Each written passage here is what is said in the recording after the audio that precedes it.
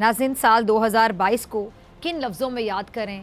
अभी तो ये हल्का सा टीजर है, पूरी फिल्म आनी बाकी है। ये थे आपने एयरपोर्ट दे दिए आउटसोर्स, ये अजीब सी बात है, एयरपोर्ट आउटसोर्स कर दिए हमने। पाकिस्तान के जितने भी एयरपोर्ट्स हैं, यानी कि 3 एयरपोर्ट्स, उनको आउटसोर्स किया जा रहा है। 3 बड़े एयरपोर्ट इस्लामाबाद, कराची और लाहौर आउटसोर्स करने का फैसला कर दिया गया है। पूरा कंप्लीट एयरपोर्ट, ये तो सिक्योरिटी का भी इशू है ना। और सुनने में ये भी आ रहा है कि इंडिया पाकिस्तान की यूएस एम्बेसी और इन तीनों एयरपोर्ट को खरीदने में इंटरेस्टेड है। मेरे भाई देखो, बात सीधी सी है, जब तक बिकने वाले बिकने के लिए तैयार हैं, खरीदने वाले को आप गालियां दे करके उसका मुंह नहीं बंद करा सकते। इन 8 महीनों में बेरोजगार हो गए हैं, मतलब समझते हैं आप लोग? ये नौबत आ गई है। पहले मोटरवे गिरवी रख दिए थे हमने चाइना के पास, इवन के मोटरवे पाकिस्तान का खुद का नहीं है जिसपे हम चलते फिरते हैं। इन हालात ऐसे ही बता रहे हैं कि सब कुछ बिकेगा यहाँ पे। और जो आप इंडिया का कह रहे हैं, मेरे ख्याल से इंडिया डायरेक्ट तो नहीं आएगा, उनके कुछ ताजिर जैसे। मुझे तो लगता है आने वाले टाइम में सांस लेने के लिए भी हम लोगों को किसी की वो मतलब इजाजत लेनी पड़ेगी या उसके लिए भी कर्ज अदा करना पड़ेगा। लानत भेजता हूं मैं ऐसी जमहूरियत पर जहां जमहूर की जान किसी काबिल नहीं है। ये चोरों का मुल्क है, ये करप्ट मुल्क है, यहाँ किसी कोई महफूज नहीं है, ये दहशतगर्दी का शिकार है। व्यूअर्स, आज हम एक इंडियन के बारे में बात करने वाले हैं जिनका नाम है गौतम।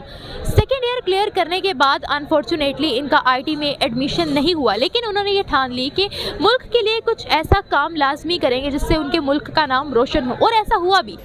बिलावल साहब के बारे में बात हो रही थी, चलो पेशेंट को ही आज ऑन एयर कर देता हूं।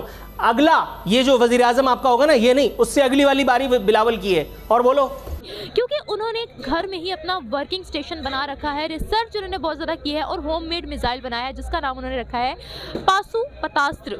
और मैं आपको बता रहा हूं, एक पूरा रिजर्व फोर्स अहमद शाह मसूद के पंजशेर वैली में, दे आर रेडी।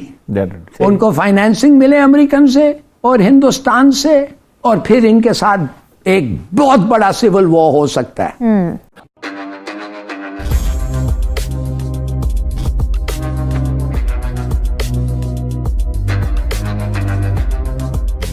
दोस्तों, अब तक आप ये बात जान चुके होंगे कि टीटीपी ने अपना फॉर्मल गवर्नमेंट बना लिया है पाकिस्तान में।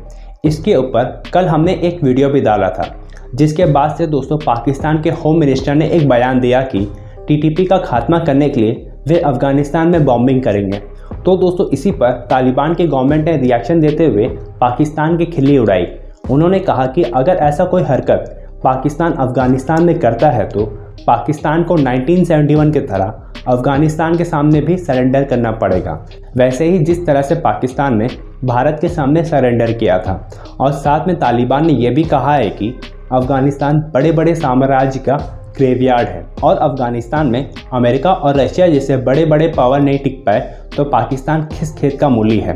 और दोस्तों दूसरी खबर ये है कि भारत के 12वीं कक्षा के एक विद्यार्थी ने 5th जनरेशन का मिसाइल बनाया है, जिसका नाम उन्होंने दिया है पाशुपतास्त्र।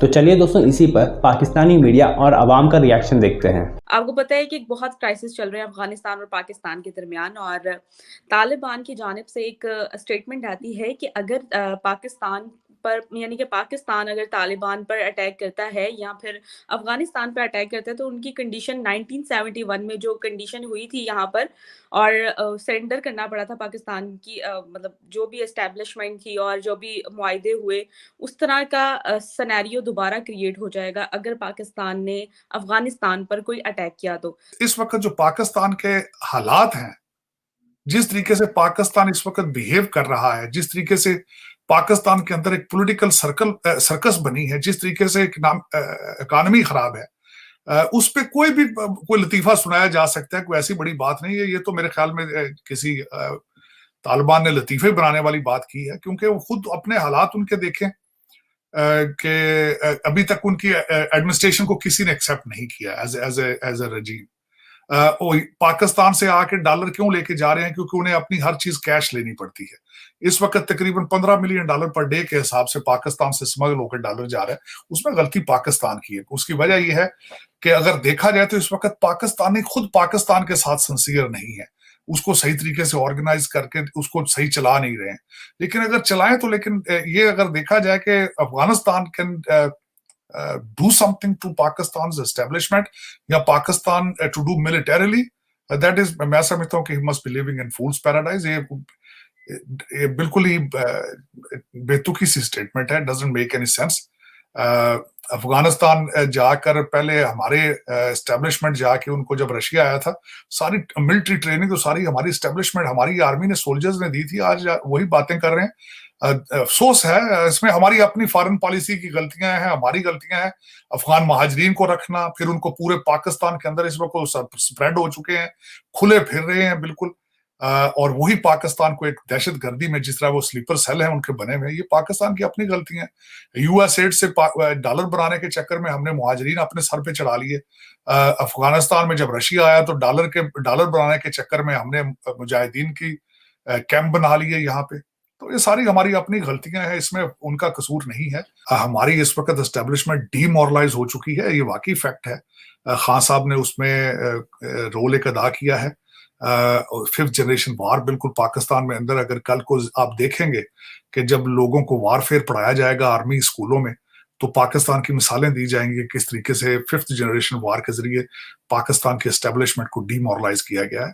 लेकिन इसको इस तरह भी नहीं लेना चाहिए कि 7 लाख पाकिस्तान की फौज है, सारी की सारी जो है वो शहरों के अंदर नहीं बैठी है, या शहरों के अंदर वो सारी की सारी बैठ के वीडियो रिकॉर्डिंग नहीं बना रही है लोगों की। कुछ लोग बॉर्डर पे भी बैठे होंगे और लड़ेंगे भी, अदरवाइज कंट्री कब का खत्म हो जाता है, चीजें चल जाती। वरना मैं एक और मिसाल लेता हूँ, अफगानिस्तान ने क्या करना है, अगर इतने हालात बदतर हो चुके होते तो अब तक इंडिया ही हमारे साथ कुछ कर लेता, लेकिन हालात इतने खराब है नहीं है। बस आज हम एक इंडियन के बारे में बात करने वाले हैं जिनका नाम है गौतम। 2nd ईयर क्लियर करने के बाद अनफॉर्चुनेटली इनका आईटी में एडमिशन नहीं हुआ, लेकिन उन्होंने ये ठान ली कि मुल्क के लिए कुछ ऐसा काम लाजमी करेंगे जिससे उनके मुल्क का नाम रोशन हो। और ऐसा हुआ भी, क्योंकि उन्होंने घर में ही अपना वर्किंग स्टेशन बना रखा है। रिसर्च उन्होंने बहुत ज़्यादा की है और होममेड मिसाइल बनाया है जिसका नाम उन्होंने रखा है पाशुपतास्त्र। उनका इंटरव्यू भी लिया गया, उसकी एक वीडियो दिखाएंगे हम लोगों को, जानते हैं उनसे उनकी राय कि अगर पाकिस्तान के साथ कंपेयर किया जाए इंडिया का नॉलेज, इंडिया की एजुकेशन, तो क्या कहना चाहेंगे पाकिस्तानी अवाम, जानते हैं हम लोगों से। मेरे साथ रहे। इंडिया इस वजह से आगे है कि उनका जो नौजवान है वो उनके पास है, और जो हमारा जितना भी नौजवान है, जितना भी स्टूडेंट है ना, वो सारा जाके बैठा हुआ है। ठीक है, कैसे मुल्क के हालात स्टेबल होंगे जब आपका यहाँ पे यूथ ही नहीं आपके साथ रहेगी, तो वो कैसे स्टेबल करेगी इस मुल्क को। बात पता क्या है, नौजवान उनके भी बाहर हैं, लेकिन उनके नौजवानों को वो लोग खुद बाहर अप्रोच करके बुलाते हैं। उनके रेमिटेंसेस, इंडिया के रेमिटेंसेस आप देख लें कितने ज़्यादा बढ़ गए हैं। आप मुझे ये बताएं कि सऊदीया ने जितना सऊदीया एक साल में अपना पेट्रोल या तेल निकाल के भेजता ना, उससे डबल इंडिया ने अपना सॉफ्टवेयर बेचा है। उससे डबल इंडिया ने अपना सॉफ्टवेयर बेच के उससे डबल पैसे कमाए हैं। वो तेल लगा रहे हैं, ये अपना सॉफ्टवेयर बेच के इतना पैसा कमा लिया उन्होंने।